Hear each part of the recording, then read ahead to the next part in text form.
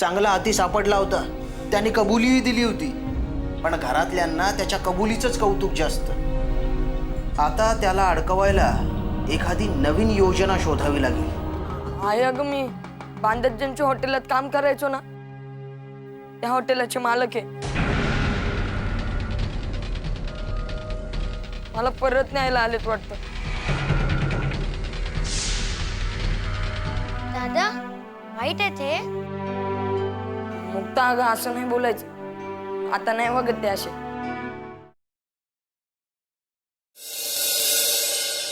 चल रे स्वामी, येतोय आम्ही. हो. काळजी घे बाबा. ताई, जेवण एकदम झकास झाला होता. आमच्या हॉटेलात असलं काही जेवण मिळणार नाही हो. अहो काहीतरीच काय, मी आपलं नेहमीसारखंच जेवण केलं. मला तर वाटलं तुम्ही हॉटेलमध्ये जेवणार आहे. तुम्हाला घरचं जेवण आवडेल की नाही. काय हॉटेलातल्या जेवणा काय थुकीची चव हा. घरातलं जेवण फक्त आरोग्यासाठी आणि चवीसाठी एकदम मस्त असतं. आहेच आमची सुनबाई सुगरण, आणि म्हणून तर ह्या वयात मी सुद्धा अशी धडधाकट आहे. आणि नेहमी राहाल सुद्धा. बरं आजी, ताई, तुमका सगळ्यांका भेटांना माका लय आनंद झाला. आमचो स्वामी आना फक्त प्रेमाचो भुकेलो आहे. त्याका भरभरून प्रेम देवा. नाही, आणि तुम्ही देशाल यात काय माका शंका नाही. तुम्हीच विचारा ना त्याला की कधी प्रेम कमी पडलंय का ते. नाही, ते सगळं बघलंय ना मी. तुमचं एकमेकांवर लय जीवा. ह्या हल्ली कुटुंब काही बघूक मिळणार नाही हो. आणि काय हो स्वामी, तुमच्या वांगडा ना ह्या भागात माका लय आनंद झाला. त्याचाही तुमच्यावर लय जीव असा. आणि तसे पण तुम्ही संस्कार लय चांगले केले असते. अहो स्वामी आधीपासूनच संस्कारी आहे, फार काही करावंच नाही लागत. मग भाऊ कोणाचा आहे? मुक्ताचा. अरे हो मुक्ताताई, हो हो, तुमचो ज्ञानेश्वर आहे ना, तुझ्याचमुळे हुशार झालेलो बरा. येतोय मी. खरं तर दिनकर रावांचे आभार मानायचे रवले, कारण नाही असत ना ते. तरी पण माझो निरोप देवा त्यांका. त्यांचा फोन आल्यावर मी नक्की सांगते. आणि स्वामी, स्वतःची काळजी घे. आणि परशाक पाठवते मी तुका भेटाक. हा, तुम्हाला सुद्धा आठवण झाली की आपलं घर समजून या कधी. हो, मलाही बरं वाटेल काका. सगळ्यांनाच बरं वाटेल. ठीक आहे, येतो मी. हा,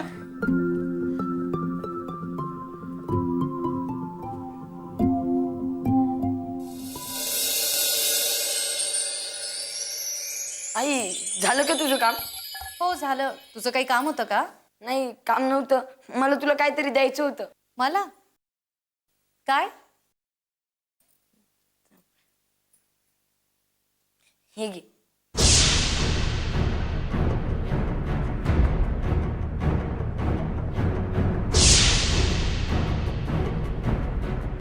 स्वामी, हे पैसे कुठून आले? तू पुन्हा चोरी केलीयस ना? नाही नाही, मी चोरी नाही केली. आणि मी मागितली ना तुझी माफी. मग मी पुन्हा असं करेन का? मग इतके पैसे तुझ्याकडे आले कुठून? स्वामी मला पटकन सांग, तू चोरी केलीयस का? नाही, अगं हे परब काकांनी दिले पैसे मला. स्वामी, तू परब काकांकडे पैसे मागितलेस? अरे आपल्याकडे आलेल्या पाहुण्यांकडे कोणी पैसे मागतं का? नाही गाई, मी खरंच त्यांच्याकडे पैसे नाही मागितले. मी जेव्हा तिकडून इकडे आलो ना, तेव्हा माझा पगार घ्यायचा राहिला होता. तेच ते पैसे. मग मला आधी का नाही सांगितलंस? तुला पुस्तकांसाठी पैसे हवे होते ना, बघ मिळाले तुला पैसे. तू उगीचच घाई केलीस आणि चुकीचा मार्ग अवलंबलास. अरे चुकीचा मार्ग कितीही सोपा आणि पटकन यश मिळवून देणारा वाटला ना, तरी सुद्धा तो आपल्याला सर्वनाशाकडेच नेतो. आणि सत्याचा मार्ग कितीही खडतर वाटला तरी तो आपल्याला यशच मिळवून देतो. आणि खडतर मार्गातून गेल्यावरच यशाची खरी किंमत कळते. आई, हे मी कायम लक्षात ठेवीन. आई माफ कर मला. आणि तू खूप छान समजावतेस. तू समजवलेलं मला लगेच कळतं. पण आई, मला एक कळत नाही. बांधत या परब काकांच्या हॉटेलात काम करायचो तेव्हा हे काका मला रागवायचे, मारायचे. मला जेवायला देत नव्हते. आता किती प्रेमाने वागतात ते माझ्याशी. असं कसं काय? अरे आपला माणूस लांब गेल्यावरच त्याची खरी किंमत कळते आपल्याला. म्हणजे आई, तुला हे बाबांची खूप आठवण येत असेल ना ग? मलाही खूप येते. बरं आई, मी आता झोपायला जातो. हे ठेव.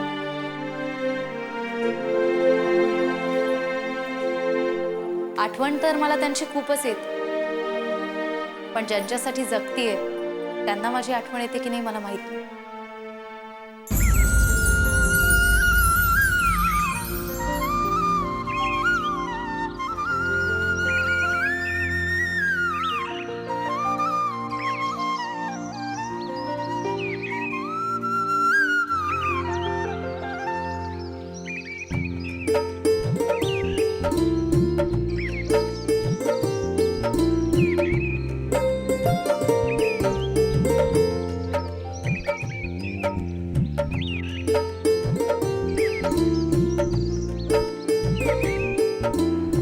माई, झाली का तुझी पूजा? मला बोलायचंय तुझ्याशी. अरे माझी पूजा कधीच संपणार नाही. बोल तुला काय बोलायचं ते. माई, मी रोज बघतो तू एवढी म्हातारी झालीस तरी सकाळी लवकर उठतेस, देवपूजा करतेस, आरत्या म्हणतेस आणि पुन्हा दिवसभरात वेळ मिळाल्यावर माळ जपत असतेस. एवढं कशासाठी ग? अरे तू देवाला नमस्कार का करतोस? तुला संकटातून सोडवावं, सुखी ठेवावं म्हणून की नाही? पण त्यासाठी एवढी पूजा करावी लागते? अरे देवाची जशी आपण भक्ती करतो तसा तो प्रसन्न होतो. आता तू जास्त भक्ती केलीस तर तुला जास्त प्रसन्न होणार. मग माई, मी पण देवाची अशीच भक्ती केल्यावर देव मला पण प्रसन्न होईल का ग? होणारच. देवाला काय, तू सारखा आणि मी सारखीच. पण माई, देव प्रसन्न झाल्यावर आपल्याला हवं ते देतो ना ग. जसं स्वामींकडे मी काही मागितल्यावर लगेच देतात. तुला सगळं मिळणार, पण त्यासाठी भक्ती करायला हवी. देवापाशी दिवा लावायचा, श्लोक म्हणायचे, मग देव प्रसन्न होतो. माई, मी लगेच सुरुवात करतो.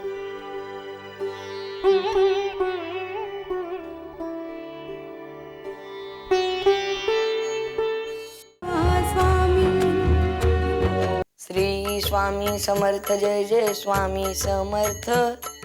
श्री स्वामी समर्थ, जय जय स्वामी समर्थ.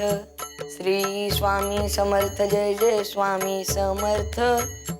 श्री स्वामी समर्थ, जय जय स्वामी समर्थ. स्वामी, अरे इथे काय करतोय? मी अख्ख्या घरभर शोधलं तुला.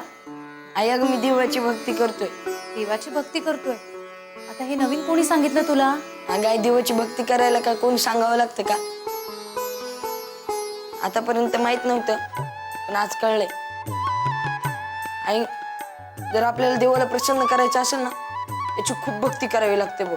हे बघ, देवाला प्रसन्न नंतर कर. माझं एक काम कर, पटकन दुकानात जाऊन चण्याचं पीठ घेऊन ये. स्वामी घरातलं संपलंय. अरे आई, अगं मी पूजा करतोय ना, मी नंतर जाईन. अरे असं काय करतो? मला स्वयंपाक करायचा आहे. हे बघ, पटकन जाऊन ये ना. मी तुझ्यासाठी ना गरमागरम भजी करेन. आई, अगं आता माझ्याकडे वेळ नाही, मी नंतर जातो ना. नाही तर तू एक काम कर, मुक्ताला पाठव ना. एवढंच तर काम आहे. स्वामी, कुठलंही काम लहान मोठं नसतं, कळलं? आणि मी तिला दुसरं काम सांगितलंय. हे बघ, नंतर आल्यावर पूजा कर ना. देव काही कुठे पळून नाही जाते. नाही नाही, मला असं मधूनच पूजा सोडता नाही येणार. देव बाप्पा रागवतील ना माझ्यावरती.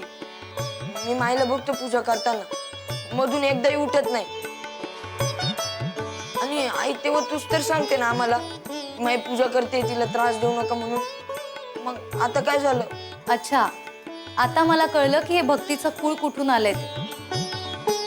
स्वामी, अरे माईंचं वय काय? या वयामध्ये भक्ती हा एकच विरंगुळा असतो. तुझं इतकं वय झालंय का आता? आई, अगं देवाची भक्ती करायला वय नाही लागत.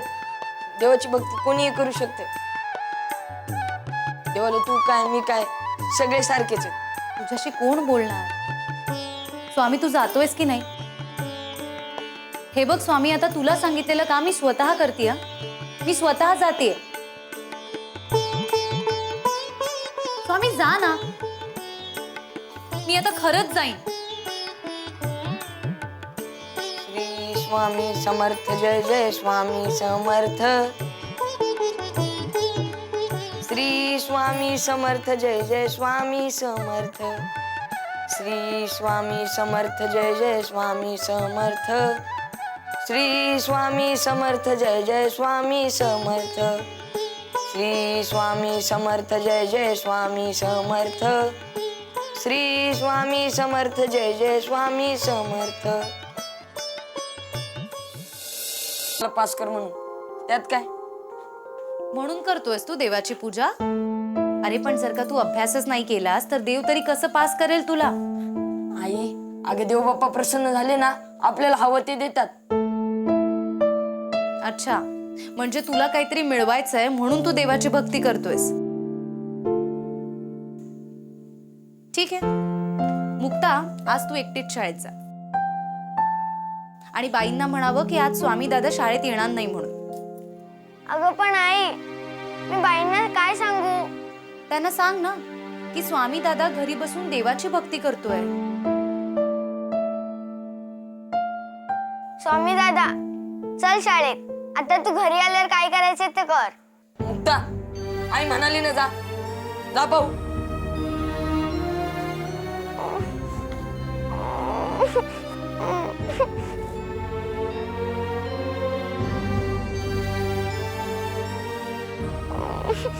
मुक्ता, अगं बाळा तू कशाला रडतीयस?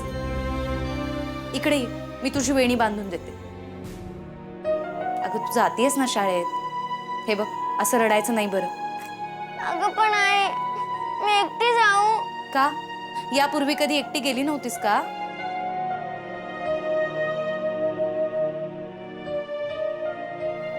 खरंच सवय लागणं वाईट. चल मी सोडते तुला.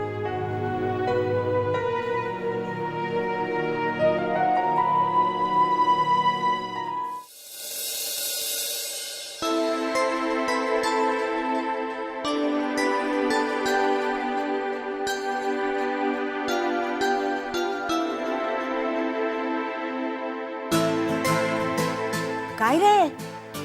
अरे तुळशीला फेऱ्या मुलीने मारायच्या असतात. माया अगं काय झालं? आई आणि तू सुद्धा मारतेस की फेऱ्या. मग मी मारलं तर काय बिघडलं? अरे बिघडलं काहीच नाही, पण तू कशासाठी मारतोय तरी? अगं माई, तुळस पण देवच आहे ना, आणि मी रोज बघतो तुला तुळशीच्या पाया पडताना.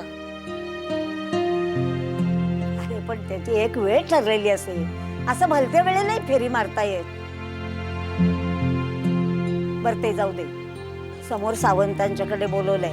नदीवरून तुला पाणी आणायला सांगितलंय त्यांनी. अगं माई, काल आणलेलं पाणी असेल ना त्यांच्याकडे, उद्या आणीन म्हणावं. आज मला देवापासून दूर जाता नाही येणार.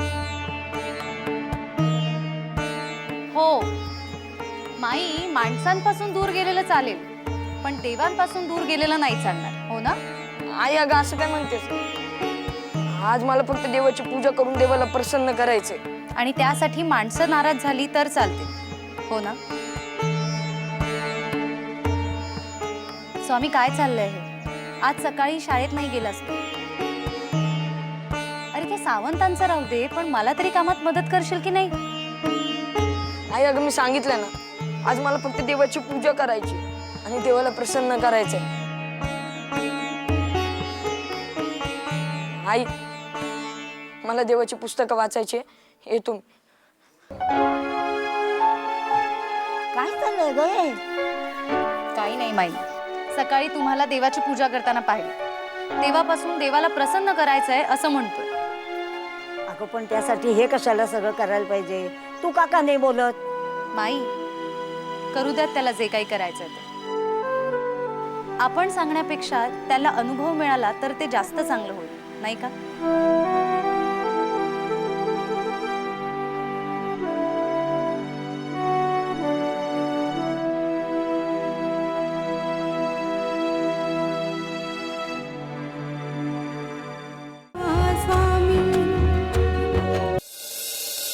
अभ्यास कर, नाहीतर तुला खूप मार भेटेल उद्या बाईकडून. मारू देत, देव प्रसन्न झाला ना की तोच मला वाचवल. काय दादा, देव प्रसन्न झाला, देव प्रसन्न झाला. तू काय बोलतोयस? मला काहीच कळत नाहीये. चल आपण अभ्यास करू. मुक्ते, तुला सांगितलं ना एकदा मी, मला नाही करायचा अभ्यास. दादा, माझ्यासाठी कर ना अभ्यास. बाई जेव्हा वर्गात सगळ्यांसमोर तुला मारतात, रागवतात, तेव्हा मला खूप वाईट वाटतं. मला तुला पुन्हा मार खाता नाही बघायचंय. दादा, माझ्यासाठी कर ना अभ्यास. मुक्ता, तुला सांगितलं ना मी, मला नाही करायचा अभ्यास. तू मला त्रास देऊ नकोस. तू जा पाहू इथून.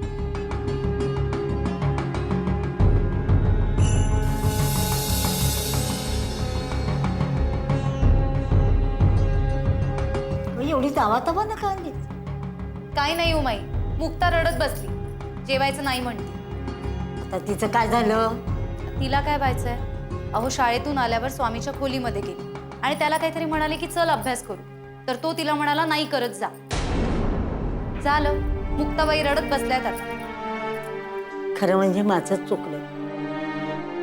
त्यांनी विचारलं ना सकाळी, मी त्याला सांगायलाच नको होतं. नाही हो माई, तुम्हाला तरी काय माहित की तो असं वागणार आहे ते. आणि तुम्हाला माहिती आहे ना तो किती हट्टी आहे ते. एकदा ठरवलं ना की ते पूर्ण केल्याशिवाय राहत नाही. अगं पण हा कसला वेडा हट्ट? आपण वेळीच अडवायला पाहिजे त्याला. हो माई, मलाही असं वाटतंय की त्याला समजावण्याची वेळ आली आता. अहो असं शाळा बुडवून थोडीच ना देवाच्या मागे कोणी लागतं.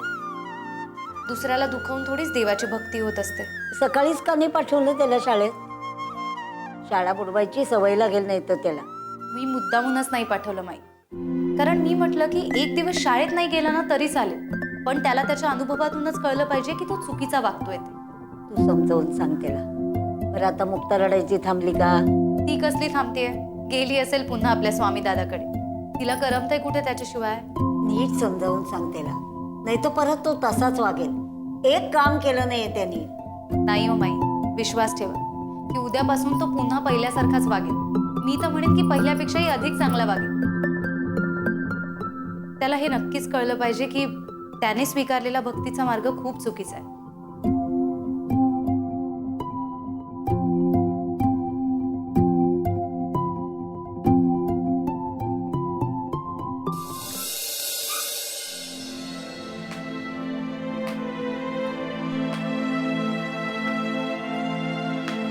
हे काय स्वामी, एकटाच का खेळतोयस?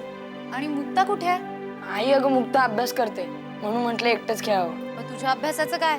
अगं माझा अभ्यास झाला. आई जाऊ दे ना, तिला करून दे अभ्यास. माझा मी एकटाच खेळतो. त्यापेक्षा तू एक काम का नाही करत? गावातल्या मुलांसोबत जाऊन खेळ ना.